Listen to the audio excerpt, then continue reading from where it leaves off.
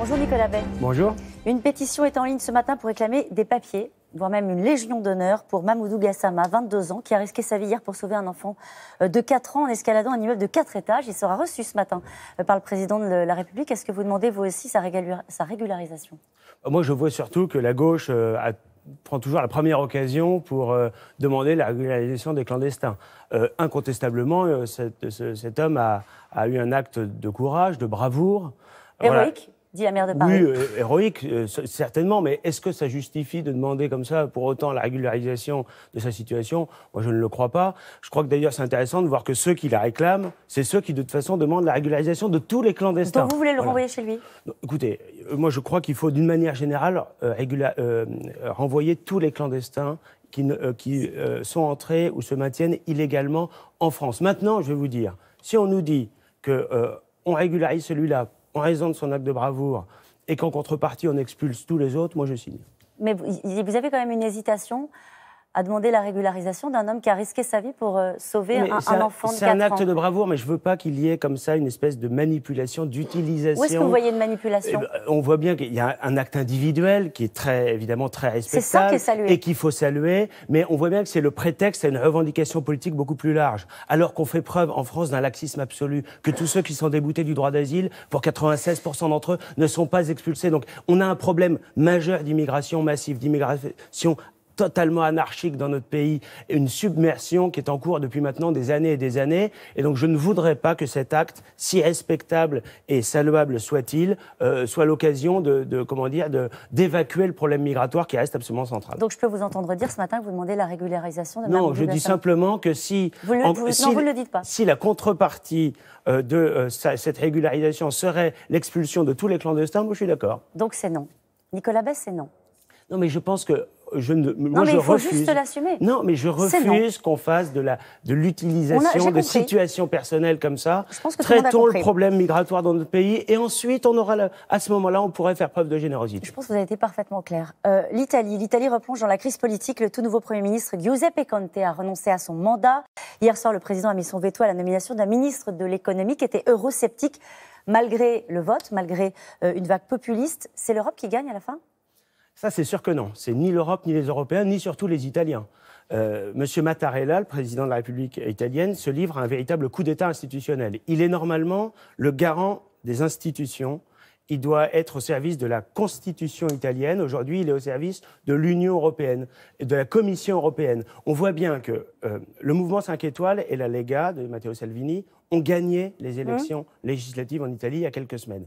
Ils ont travaillé à un accord, à une coalition gouvernementale. Ils ont eu du mal. Ils ont eu du mal. Vous savez, en Italie, c'est toujours compliqué. Mais enfin, en quelques semaines, ils sont parvenus à un accord complet de gouvernement. Ils ont la légitimité démocratique pour le mettre en œuvre. Monsieur Mattarella, aujourd'hui, essaye de bloquer ce processus et provoque de toutes pièces une crise politique majeure, parce que qu'est-ce qu'il propose, M. Mattarella? Eh bien, de désigner un ancien haut fonctionnaire du FMI à la tête de l'Italie, c'est-à-dire qui vient en l'occurrence du Parti socialiste italien, qui a perdu les élections, tout ça pour satisfaire les marchés, pour satisfaire M. Juncker et Mme Merkel. Il est inquiet, le président italien. Il est inquiet quand il voit que le programme de cette coalition, qui est l'alliance de la carpe et du lapin, quand même.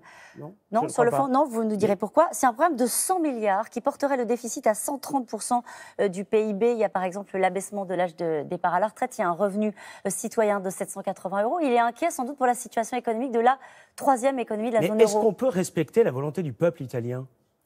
Le peuple italien s'est exprimé, il souhaite en finir avec cette logique d'une Union européenne qui supprime toutes les protections, toutes les régulations, l'austérité imposée, l'immigration massive. L'Italie est en première ligne sur ce chantier.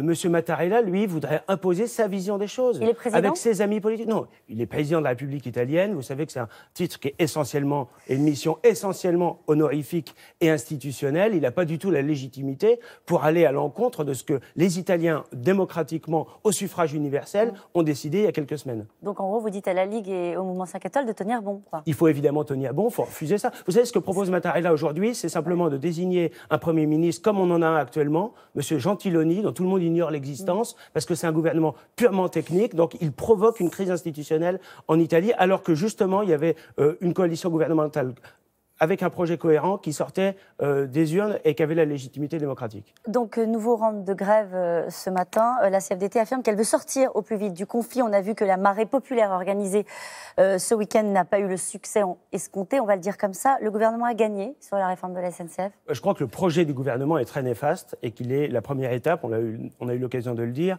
vers la privatisation de la SNCF. Mais ce qui est sûr, c'est qu'Emmanuel Macron a une chance extraordinaire. Avoir la CGT qui n'a pas de légitimité, qui n'a jamais défendu les travailleurs français, qui n'a jamais défendu les usagers, ni même les salariés, eh bien évidemment, c'est une chance qu'il a. Et on l'a vu avec la manifestation de ce samedi.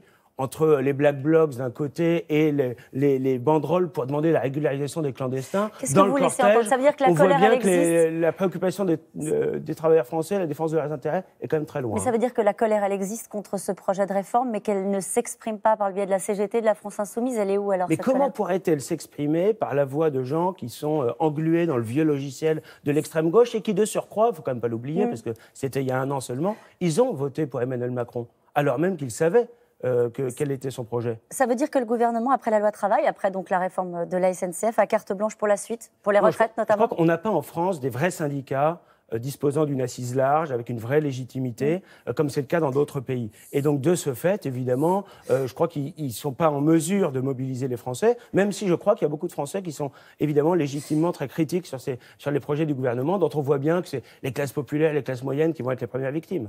Les comptes de campagne du Front National ont été validés, certes, mais plus de 800 000 € ont été retoqués par la commission des comptes de campagne. Alors, on a appris, par exemple, que le Front National avait dépensé 50 000 € pour ce logo, cette petite rose bleue sans épines. Je vois d'ailleurs que vous l'avez plus, le pins. 50... On l'avait pendant la présidentielle. Oui, 50 000 € pour un logo. Vous trouvez que c'est le juste prix? Écoutez, moi je ne suis pas spécialiste, mais vous savez, quand on fabrique des logos, et en matière commerciale, vous le savez, j'aimerais bien savoir combien a coûté le logo de France 2. À mon avis, c'est beaucoup plus élevé. Voilà, donc vous savez, les logos, ils peuvent coûter cher. Il y a des déclinaisons techniques. Il y a une bonne gestion de Oui, je crois qu'il y a une bonne gestion. Et je vous signale quand même que vous parlez de sommes retoquées. L'essentiel, c'est des intérêts d'emprunt qui ne sont pas pris en compte, mais les comptes ont été approuvés. Marine Le Pen a été remboursée de ses comptes de campagne sans difficulté. Les éléments que nous avons apportés à la commission à la suite des questions qu'elle a posées ont été jugés satisfaisants. Voilà, donc je crois que le Front National change de nom à la fin de la semaine, Rassemblement National vraisemblablement. Vous allez refaire un relogo?